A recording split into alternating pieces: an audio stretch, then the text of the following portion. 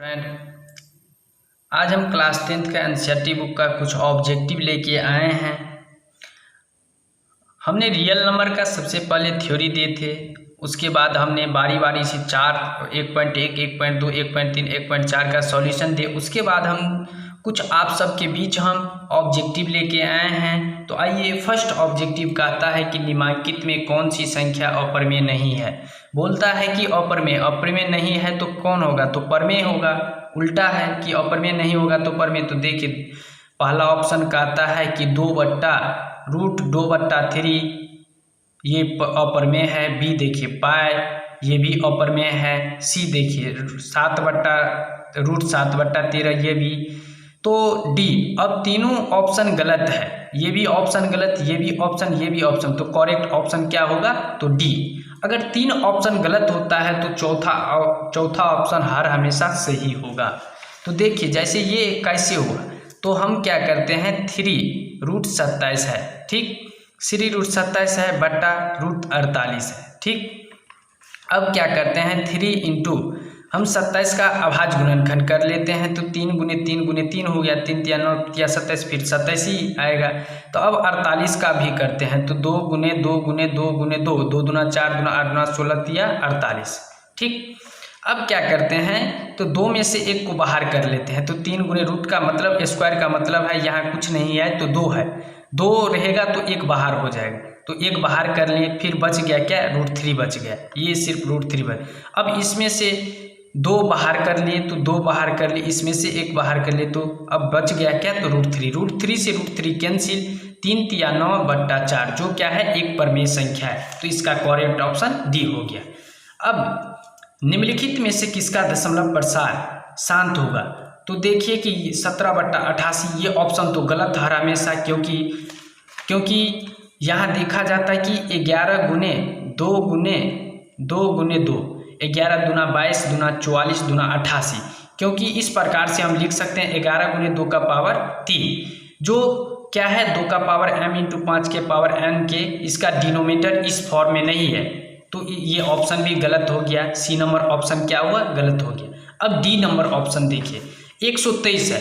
123 क्या है, तो ये भी ऑप्शन क्या है, 2 का पावर m × 5 का पावर n के रूप में नहीं है। तो ये ऑप्शन भी गलत है।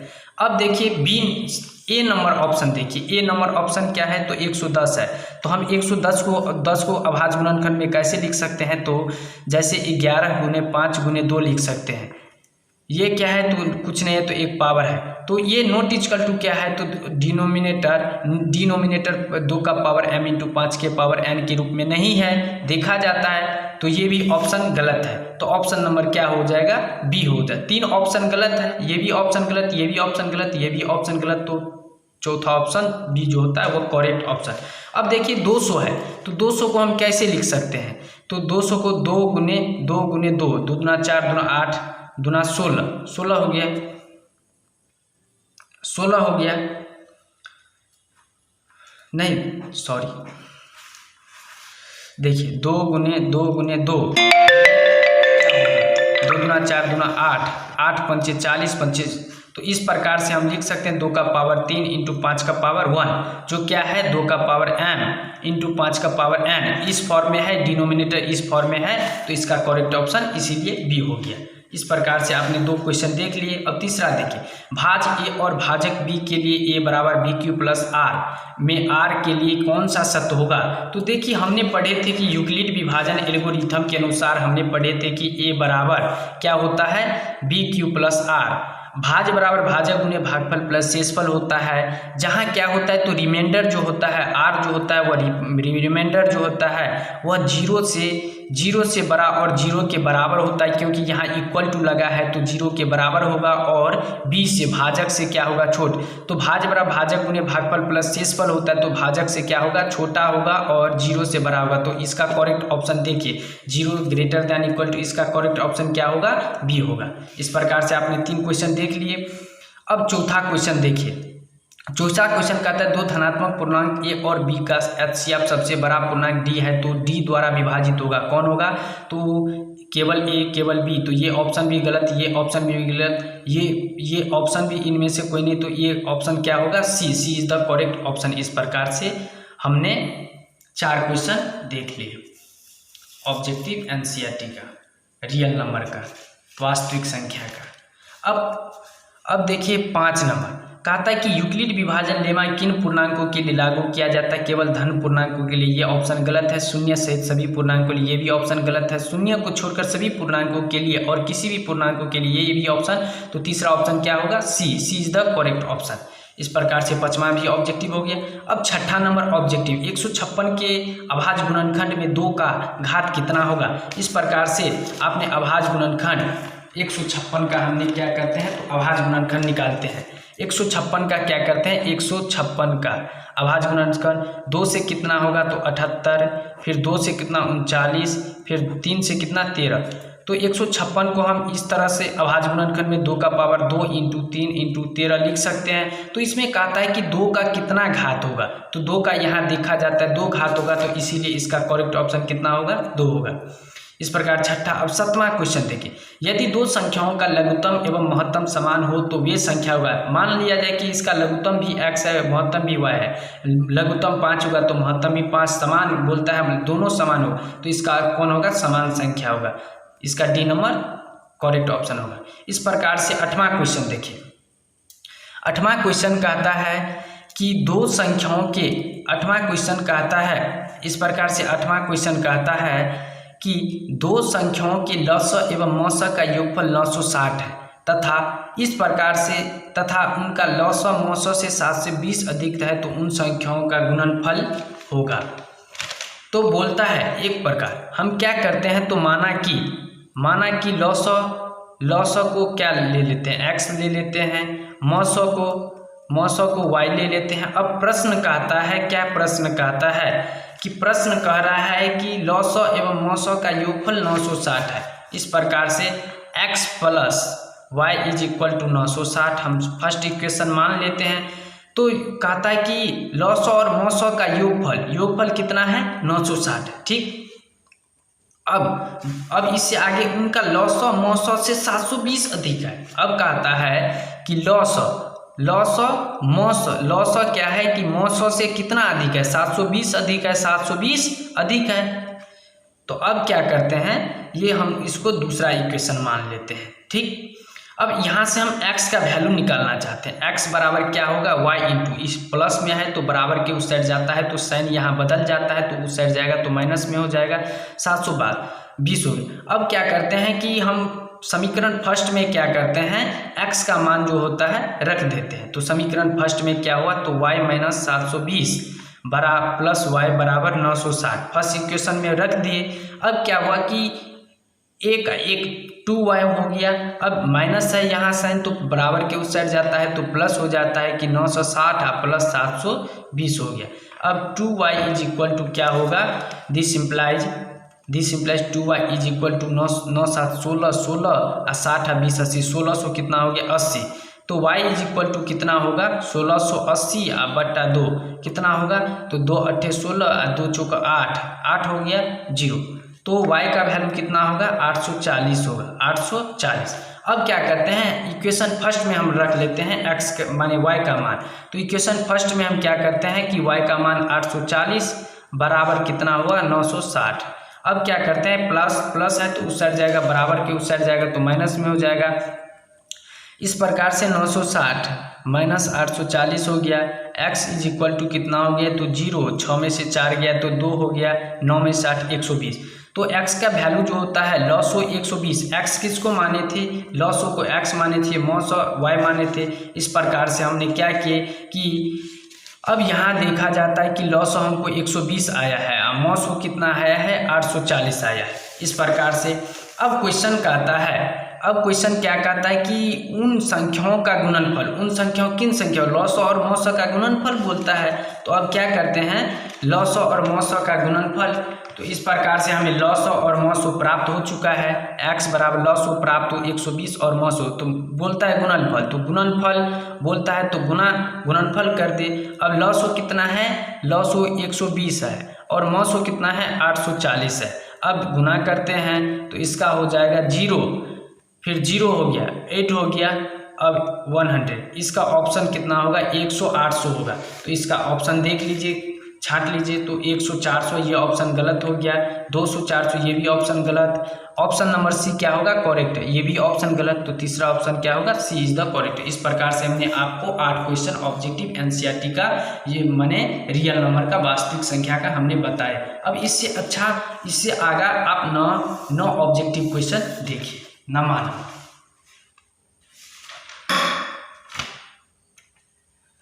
अब नंबर ऑब्जेक्टिव क्वेश्चन कहता है, नंबर ऑब्जेक्टिव क्वेश्चन 9th कहता है कि 3 से बड़ी किसी भी अभाज्य संख्याओं का वर्ग को 6 से विभाजित करने पर शेषफल होगा। मान लीजिए कि 3 से बड़ा क्या होगा, तो 5 है 3 से बड़ा। तो अब क्या करता है कि उसको क्वेश्चन कहता है अभाज्य संख्या, 5 क्या है, तो अभाज्य संख्या का वर्ग बोलता है। वर्ग का मतलब, इसका मतलब स्क्वायर बोल रहा है, वर्ग बोल रहा है, को 6 से विभाजित का मतलब डिवाइड बोलता है। तो 25/6। अब क्या करते हैं, 25 में हम 6 से भाग, 6 चौक का 24 बच गया, तो 5 में से 4। अब क्वेश्चन हमको आंसर क्या करने पर शेषफल होगा, यहाँ शेषफल कितना आया, 1 आया। 1 देख लीजिए कि किस ऑप्शन में है, तो इसमें ये गलत ऑप्शन, ये भी गलत ऑप्शन, ये भी गलत option, is the b is the correct option हो गया। इस प्रकार 9 का ऑब्जेक्टिव भी खत्म। अब 10 देखिए, 10 क्वेश्चन का आता है, यदि n एक प्राकृतिक संख्या है, जब ही प्राकृतिक संख्या का मतलब बोला तो n बराबर क्या होगा कि नेचुरल नंबर, गिनती की संख्या 1 2 3 4 5 ये सब गिनती की संख्या हो, तो 9 का पावर 2n माइनस 4 का पावर 2n विभाजित होगा।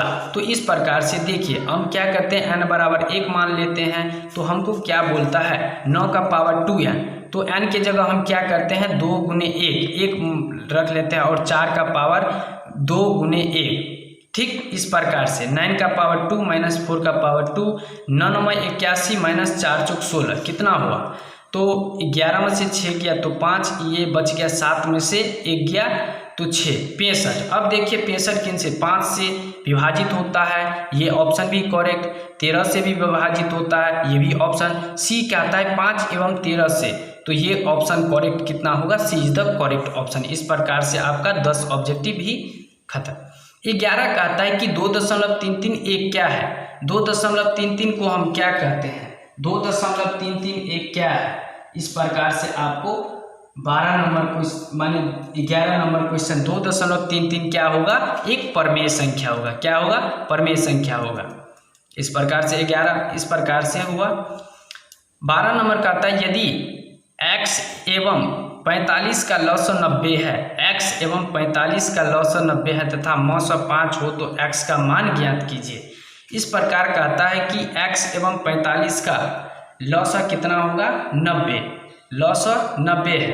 ठीक, तो का और मौसो कितना है कि 500, तो इसका, तो इस प्रकार से लॉस 45 और मौसो जो होता है वो 5 है, तो पहली संख्या गुने दूसरी संख्या बराबर लॉस गुने मौसो, तो इस प्रकार से कितना हो जाएगा,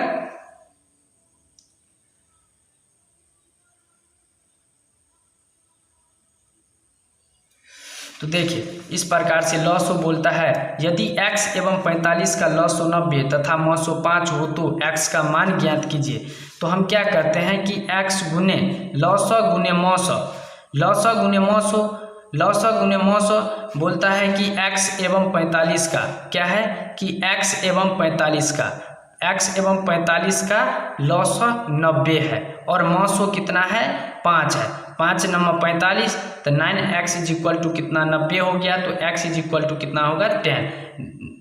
यहाँ 10 हो गया, 9 से कटेगा तो 9 90 होता है। इसका ऑप्शन नंबर क्या होगा, c is the correct option 12 का। इस प्रकार से देखिए 13 रूट 125 को कौन सी छोटी संख्या से गुना किया जाए ताकि प्राप्त गुणनफल एक परमेय संख्या हो। कहता है कि प्राप्त गुणनफल एक परमेय संख्या, तो देखिए रूट तो एक प्रकार, तो रूट 25 है, तो हमको बोलता है 125 है, तो 125 का हम गुणनखंड कर लेते हैं। तो इस प्रकार से 5 गुने 5 गुने 5 5 हो गया।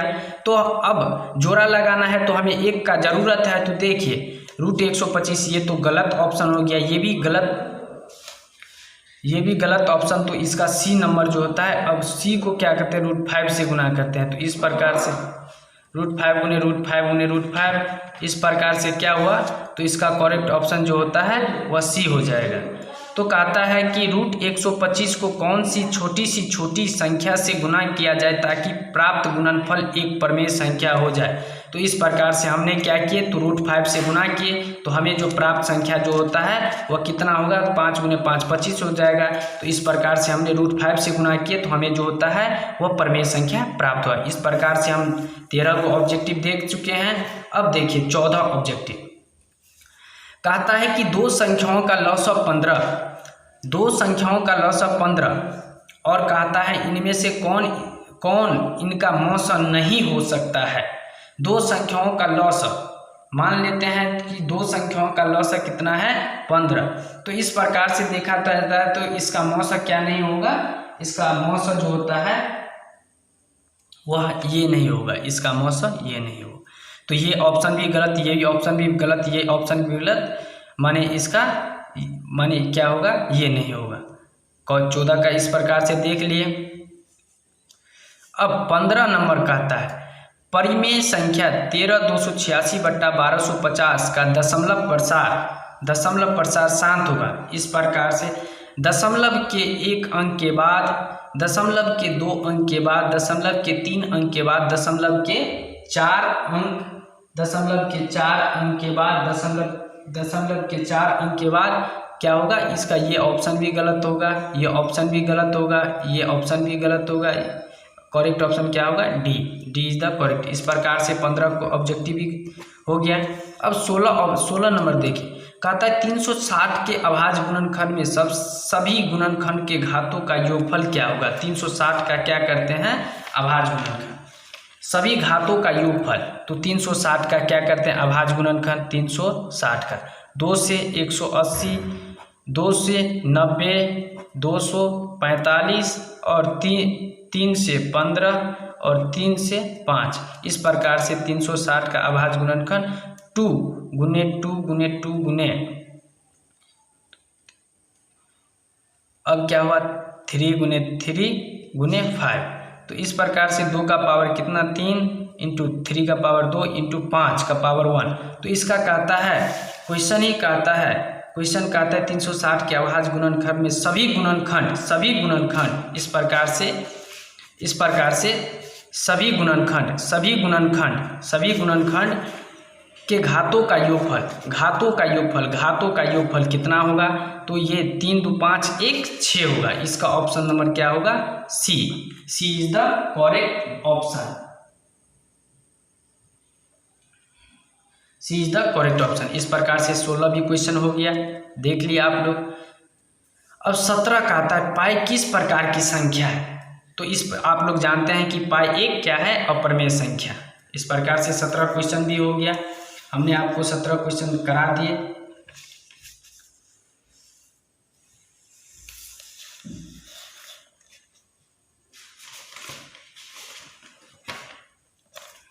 अब क्वेश्चन नंबर 18, तो देखिए पाई एक अप्रमेय संख्या होता है, ठीक। पाई का मान जो होता है 22/7 होता है। जो 22/7 किस प्रकार की संख्या है। 22/7 जो होता है, पहला है कि प्रमेय संख्या, बी है कि अप्रमेय संख्या, सी है कि सम और डी है कि इनमें से कोई नहीं। तो इसका 22/7 एक प्रमेय संख्या होता है, क्योंकि पाई एक अप्रमेय, पाई का मान 22/7 होता है। अब देखिए 19 नंबर कहता है कि 3.232 किस प्रकार की संख्या है।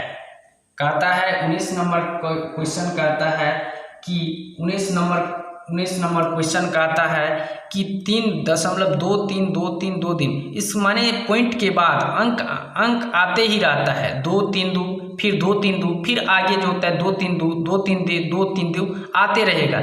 माने इसका जो होता है अंक आना बंद नहीं होता है। पॉइंट के बाद यहाँ देखा जाता है कि 2 3 2 एक बार आया, फिर 2 3 2 एक बार आया, अंक आना बंद नहीं होता है। तो उसको हम क्या कहते हैं, अप्रमेय संख्या, प्रमेय संख्या नहीं होगा। इस प्रकार से 19 ऑब्जेक्टिव भी हो गया। अब ऑब्जेक्टिव नंबर 20, निम्नलिखित में से कौन सी अप्रमेय संख्या है। इसमें कहता है कि दोस्त कहता है कि निम्नलिखित में से कौन सी संख्या अप्रमेय है। तो आइए चेक कर लेते हैं। पहला देखिए, पहला नंबर है माने पहला देखिए इस प्रकार से। पहला देखिए, पहला है कि √9/16। इस प्रकार से हम क्या करते हैं तो 3 × 3 अब बट्टा 4 × 4। तो 2 में से यहाँ कुछ नहीं है तो 2 है, यहाँ 2 लिखा नहीं जाता है छिपा, तो इसमें से एक क्या करते हैं बाहर कर लेते हैं। 1 बाहर के 3/4 जो प्रमेय संख्या है, ये ऑप्शन भी गलत है हमको बोलता है। अब कहता है माने 2/162 क्या करते हैं √2/162 2/162 162 2 से काटेंगे तो 2 8 16 और 2 1 2 81। तो 1/9 × 9 क्या है तो 1 का वर्ग 1 ही होता है, अब बट्टा 9 2 है तो 1 बाहर, तो ये भी एक क्या है प्रमेय संख्या है। तो ये ऑप्शन भी क्या हुआ, ये ऑप्शन भी गलत हो गया।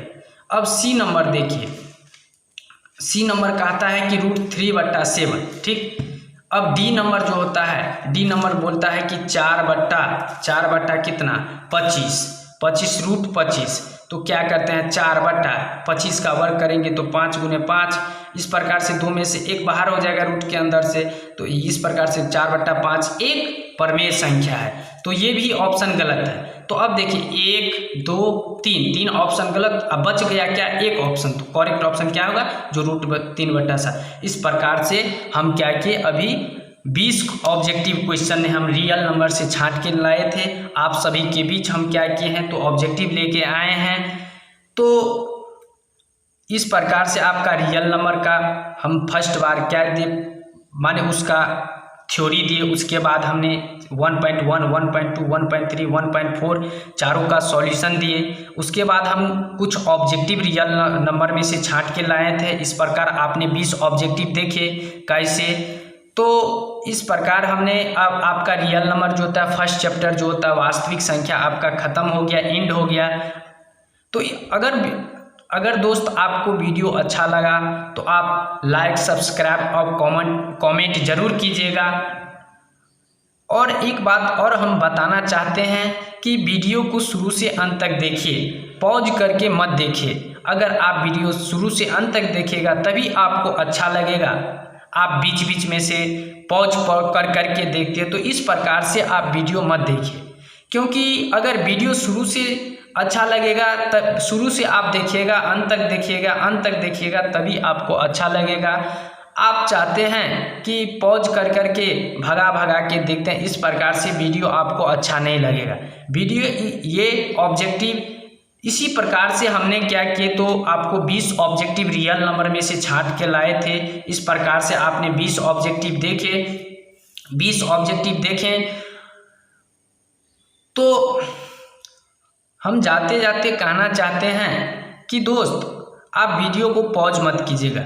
वीडियो ये इम्पोर्टेंट ऑब्जेक्टिव था, हमने उसमें से 20 ऑब्जेक्टिव छांट के लाए हैं। अगर आपको वीडियो अच्छा लगे तो आप लाइक सब्सक्राइब कमेंट कीजिएगा और अपने दोस्त को शेयर कीजिएगा।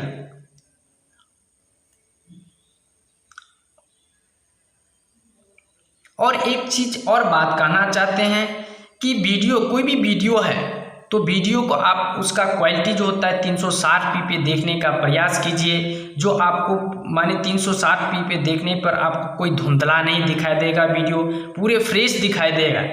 आप 144p पे देखते हैं वीडियो को तो आपको वह धुंधला दिखाई देगा।